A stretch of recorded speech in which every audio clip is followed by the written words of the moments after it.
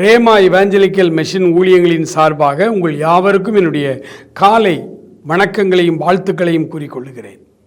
இந்த நாள் நம்முடைய தியானத்திற்காக நாம் எடுத்துக்கொண்ட வார்த்தை எரேமியா தீர்க்க தரிசன புஸ்தகம் 1 அதிகாரம் 13வது வசனத்தை உங்களுக்காக நான் வாசிக்கிறேன்.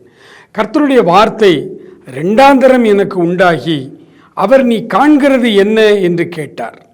பொங்குகிற பானையை காண்கிறேன், அதன் வாய் வடக்கே இருந்து நோக்குகிறது என்றேன். அடுத்து அவருடைய தீர்க்கதரிசிகளை உருவாக்குகிற அவருடைய பிள்ளைகளுக்கு ஆண்டவர் கற்றுத்தருகிற பாடம், நாம் எதை தரிசனத்திலே பார்க்கிறோமோ அதற்கான சரியான விளக்கத்தை அவர்தான் நமக்கு கற்றுத்தர வேண்டும். இன்றைக்கு ஆளாளுக்கு அர்த்தம் சொல்ல ஆரம்பிச்சிட்டாங்க, இஷ்டத்துக்கு அர்த்தம் சொல்கிறாங்க. அவங்களா ஒன்று பார்க்குறாங்க, அதுக்கு அவங்களா ஒரு கருத்தை வச்சுக்கிட்டு அவங்களா ஒரு அர்த்தம் சொல்கிறாங்க. ஆனால் அப்படி இல்லை.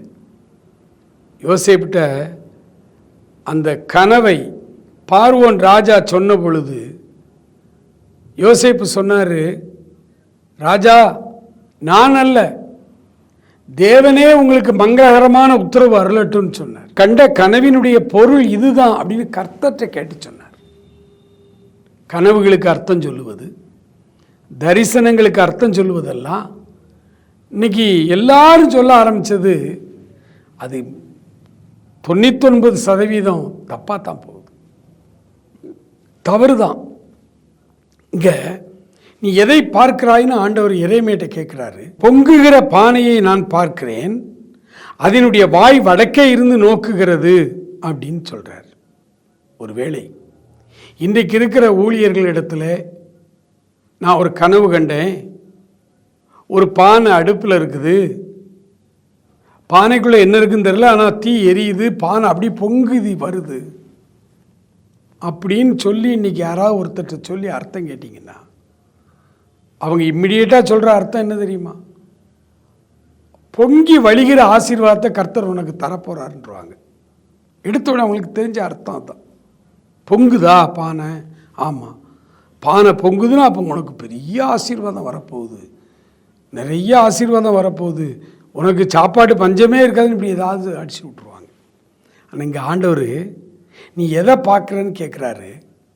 பொங்குகிற பானையை பார்க்குறேன் ஆண்டவரே, அதனுடைய வாய் வடக்கே இருந்து நோக்குகிறது அப்படின்னு சொன்ன உடனே கர்த்தர் சொல்கிறார் பாருங்கள். அதுக்கு அர்த்தம், வடக்கே இருந்து தீங்கு தேசத்தினுடைய குடிகள் எல்லார் மேலும் வரும். ஒரு பானை பொங்குனா அதுக்கு அர்த்தம் செழிப்பு இல்லை, வடக்கே இருந்து தீங்கு வரும் சொல்லு. அப்போ எப்போ யார் சொப்பனம் கண்டாலும் தரிசனம் கண்டாலும் ஒரு பானை பொங்குனா தீங்கு தான் வருமா? கிடையாது, கிடையாது. ஒன்றை வச்சுட்டு எல்லாத்துக்கும் ஒரே அர்த்தம் சொல்லக்கூடாது, அர்த்தம் வேறு. யோசேப்பிட்ட பானபாத்திரக்காரன் சுயம்பாயி அர்த்தம் சொல்கிறான், கேட்குறான், கனவு கேட்க சொல்கிறாங்க. ரெண்டும் கிட்டத்தட்ட ஒரே மாதிரி கனவு, ஆனால் அர்த்தம் வேறு வேறு. ஆண்டவர்கிட்ட ஜெபம் பண்ணும், ஆண்டவரே எனக்கு தரிசனங்களை சில நேரம் தருகிறீர், சொப்பனங்களை பார்க்கிறேன், அர்த்தம் தெரியலை, அதற்கான சரியான அர்த்தத்தை விளக்கத்தை எனக்கு தாரும் என்று சொல்லி இந்த காலை வேளையில் கேட்போமா? அன்பு நிறைந்த ஆண்டவரே, இந்த காலை வேளைக்காய் ஸ்தோத்திரம் அப்பா. நாங்கள் கற்றுக்கொண்ட இந்த தியானத்தின் அடிப்படையில் கனவுகள் சொப்பனங்களுக்கான சரியான விளக்கத்தை எங்களுக்கு தாரும் என்று நாங்கள் ஜெபிக்கிறோம். நீர் எங்களோடு பேசும், ஆசீர்வதியும். இயேசுவின் நாமத்தில் ஜெபிக்கிறோம் பிதாவே, ஆமென், ஆமென்.